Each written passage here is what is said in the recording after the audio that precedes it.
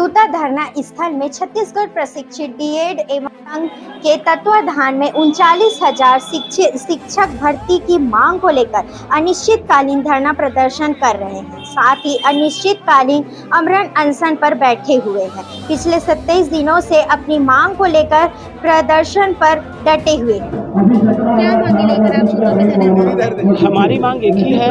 छत्तीसगढ़ प्रदेश में 78,000 शिक्षकों के पद रिक्त हैं और विधानसभा चुनाव जीतने के बाद माननीय शिक्षा मंत्री तत्कालीन शिक्षा मंत्री मोहन अग्रवाल जी के द्वारा विधानसभा में 33,000 शिक्षकों की भर्ती की घोषणा की गई थी, जिसे सुनते ही छत्तीसगढ़ के समस्त बेरोजगार जो युवा जो कहीं ना कहीं कुछ न कुछ कार्य कर रहे थे, वो सारा कामकाज छोड़कर अलग अलग कोचिंग क्लासेस में पढ़ाई करना शुरू कर दिए। और उन्होंने इस घोषणा के साथ ये भी कहा था कि हम यह भर्ती आने वाले शिक्षा सत्र से पहले कंप्लीट कर देंगे।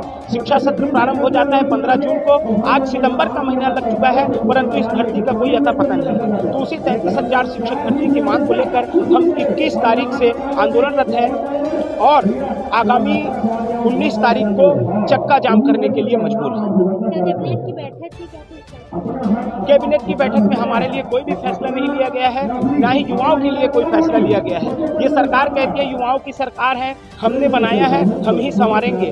भाई जब स्कूलों में बच्चे पढ़ने जा रहे हैं और पढ़ने वाले बच्चों के लिए टीचर ही नहीं रहेंगे। आप देख रहे हैं शिक्षा के क्षेत्र में छत्तीसगढ़ नीचे से तीसरे नंबर पर आता है। शिक्षा की व्यवस्था पूरी तरह से चरमरा गई है, खराब हो चुकी है। तो ऐसे में ये जो सरकार है वो क्या छत्तीसगढ़ को संवारेगी, क्या छत्तीसगढ़िया को आगे बढ़ाएगी? छत्तीसगढ़ में लगभग 7 लाख बीएड अभ्यर्थी हैं जो डीएड और बीएड कर चुके हैं, बीपीएड कर चुके हैं और टेट उत्तीर्ण है। शिक्षक पात्रता परीक्षा जो होती है वह भी उत्तीर्ण कर चुके हैं। कांग्रेस की सरकार में भी आप लोगों ने प्रदर्शन किया था, है नहीं? तो इस बार भाजपा की सरकार आ गई, तो कितनी उम्मीदें आपको? अब जितनी उम्मीदें कांग्रेस की सरकार से थी वही उम्मीदें इनसे भी लगाकर हमने इनको वोट दिया था। आप देख लीजिए, जब विधानसभा चुनाव था तो कोई भी व्यक्ति ऐसा नहीं था जो कह देता कि कांग्रेस हारेगी। बावजूद इसके हम युवाओं ने जब इनके घोषणा पत्र को देखा तो बढ़ चढ़कर इसमें हिस्सा लिया और छत्तीसगढ़ में भारतीय जनता पार्टी की सरकार बनाई। इन्होंने जब 33,000 शिक्षक भर्ती की घोषणा की तो हमने लोकसभा चुनाव में 11 में से 10 सीटें दी इनको। बावजूद इनके ये लोग हमारी तरफ कोई सुध नहीं ले रहे हैं। इसके उल्टे माननीय ओपी चौधरी जी जो युवाओं के प्रेरणा स्रोत हैं, जो अपने विधानसभा सत्र की भाषण में पहले ही भाषण में उन्होंने कहा था, जो नेल्सन मंडेला जी का कथन है कि अगर किसी देश या किसी राज्य को तबाह करना हो, बर्बाद करना हो तो बम बारूद या मिसाइल की आवश्यकता नहीं है, वहाँ की शिक्षा व्यवस्था को खराब कर दो, वह देश वह राज्य स्वयं बर्बाद हो जाएगा। आज वैसा ही वो हमारे राज्य के साथ कर रहे हैं। युवाओं के प्रेरणा स्रोत बैठे हैं और युवाओं को नालायक बता रहे हैं। हमारे साथ और भी जो बात करेंगे जो आमरण अनशन पे बैठे हुए हैं, क्या कहेंगे भैया आप अपनी मांगों को लेकर आमरण अनशन पे बैठे हुए? जी मैम, हम लोग इतना 25 से 26 दिन हो गए आमरण अनशन से बैठे हुए। अभी भी कोई भी शायद सरकार से कोई भी मंत्री या प्रतिनिधि अभी तक आया नहीं। जो आया वो तो पूरा झूठ बोल के चला गया। और हमने जस्ट 22 तारीख को विजय शर्मा से मिलने गए थे, मुख्यमंत्री। उन्होंने भी वादा किया था कि मुख्यमंत्री से मिलाएंगे, फिर भी वो भी झूठे निकल गए। तो हम लोग किनके ऊपर विश्वास करें, बताइए ना। हम उन्हीं को चुने हुए हैं, उनको हमारे पास आना चाहिए। बताइए, इतना कष्ट झेल रहे हैं, भूखे प्यासे बैठे हैं, फिर भी मिलने के लिए नहीं आ रहे। मैम हम लोग मर जाएंगे तो आएंगे क्या, बताइए। हमारा शरीर मजबूत है, इसलिए हम इतने दिन तक अनशन में बैठे हुए हैं। कब हम मर जाएंगे, कब हमारा अर्थी उठे, इसका पता नहीं। तो इसका जिम्मेदार कौन लेगा? जबकि उनको हमारे पालक बने बैठे हैं तो उनको ये सब जिम्मेदारी लेना ही होगा। और हम लोग कुछ नहीं चाह रहे मैम, 57,000 भी नहीं चाह रहे। जो उन्होंने 33,000 जो शिक्षक भर्ती का नोटिफिकेशन निकालने की हम लड़ाई लड़ रहे हैं, जो विधानसभा में उन्होंने कब का पारित कर दिया है, वित्त भी पास हो गया। पता नहीं ये ओपी चौधरी जी क्यों वित्त का बहाना कर रहे हैं। हर एक चीज़ों के लिए वित्त रहता है, लेकिन अच्छी चीज़ों के लिए क्यों वित्त नहीं रहता? इतना शिक्षित होकर के भी पता नहीं बिना पढ़े लिखे जैसा व्यवहार कर रहे हैं। मैम मैं क्या बताऊं। और भी मंत्रिमंडल से आपने मुलाकात की? अभी तक किसी मंत्रिमंडल से मुलाकात नहीं हुआ। वो कुछ दिन पहले शिक्षा विभाग से आया था, उन लोग पर भी मतलब पॉजिटिव जवाब नहीं आया मैम।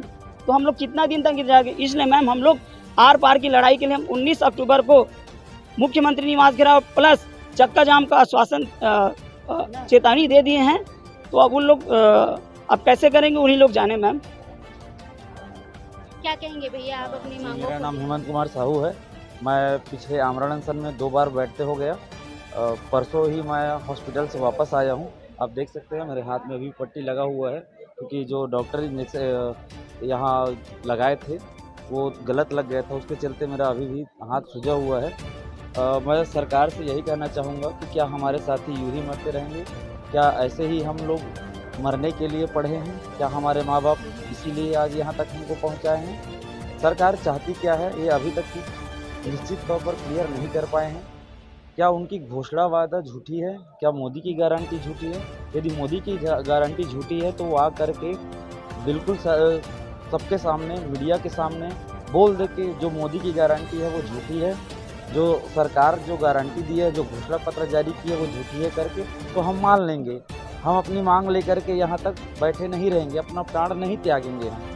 यदि सरकार समयबद्ध तरीके से भर्ती नहीं कराती है, नोटिफिकेशन जारी नहीं करती है, तो हम लोग 19 अक्टूबर 2024 को चक्का जाम करेंगे और मुख्यमंत्री घेराव के लिए निकलेंगे। इस बार की लड़ाई आर या पार की लड़ाई है।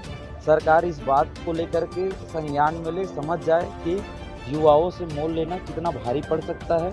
युवा चाहते हैं कि सरकार उनकी सुने, क्योंकि युवा ही है जो समाज के नए दर्शक होते हैं, नए दिग्दर्शक होते हैं। एक शिक्षक समाज को नया दिशा देने वाला होता है। शिक्षक बनने के लिए ललायित युवक यदि सड़कों पर उतर रहे हैं तो कहीं ना कहीं ये शर्म की बात है। हम चाहते हैं कि जल्द से जल्द शिक्षक भर्ती हो। इस तरह की परिस्थिति आपके सामने आ रही है तो क्या कुछ प्रकार की व्यवस्था रखी गई है?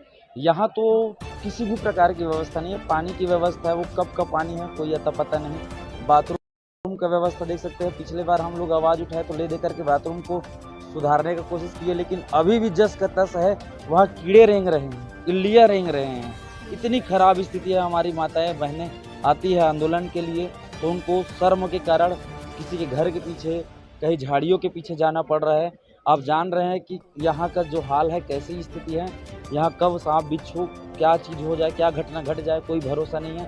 लेकिन सरकार है कि सुनने का नाम तक नहीं ले रही है। पिछले काफ़ी दिनों से आप लोग प्रदर्शन में बैठे हुए हैं, क्या कुछ कहेंगे अपने मांगों को लेकर? जी, मैं संजय कुमार कश्यप, जिला अध्यक्ष डीएड बेड संघ जहांगीर चांपा से। मैं ओपी चौधरी सर से पूछना चाहता हूं, चुनाव से पहले वो बिलासपुर के हर कोचिंग सेंटरों में युवाओं के साथ मिलना उसको पसंद था, युवाओं के पास जाकर वो मिलते थे। लेकिन चुनाव जीतने के बाद हम ओपी चौधरी को देखकर ही हम बीजेपी को सपोर्ट किए थे। आज जीतने के बाद वहीं ओपी चौधरी हमारा 33,000 शिक्षक भर्ती रोक कर रखे हैं वित्त विभाग में, और बोलते हैं कि बृजमोहन अग्रवाल जो पूर्व शिक्षा मंत्री थे, हमसे बिना पूछे मतलब घोषणा की है 33,000। क्या मैं ओपी चौधरी जी से मैं पूछना चाहता हूँ, चुनाव के पहले जब वो कोचिंग सेंटरों में जाते थे और 1 लाख सरकारी नौकरी की बात करते थे, क्या वो पूरे मंत्रिमंडल से पूछकर युवाओं को बोलते थे क्या? इसी चर्चा के लिए मैं रायगढ़ मतलब जहांगीर गए थे, उसका फंक्शन था, कल प्रोग्राम था, आने वाले थे। लेकिन हमारे जहांगीर चांपा जिला से हम लोग करीब 70 लोग गए थे डीएड बेड साथी।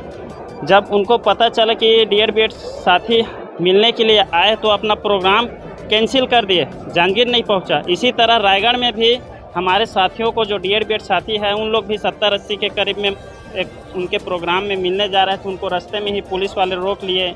वहां से निकल कर गए तो 50-60 पुलिस वाले बुला लिए और पहले से, और उनको मिलने नहीं दिया। क्या ओपी चौधरी जो पहले कहते थे और अभी कहते थे, इसमें क्या बोलना चाहते हैं ओपी चौधरी जी से मैं पूछना चाहता हूं। पहले युवाओं के हितैषी बने फिरते रहते थे और अभी युवाओं मिलना चाहते तो मिलना नहीं चाहते थे। और हमारा जो 1 नंबर का झूठा है अभी ओपी चौधरी सर, जो पहले बोलते थे और अभी बोलते हैं, उसमें बात में कोई वो नहीं है। 1 नंबर का झूठा और दोगला है ओपी चौधरी।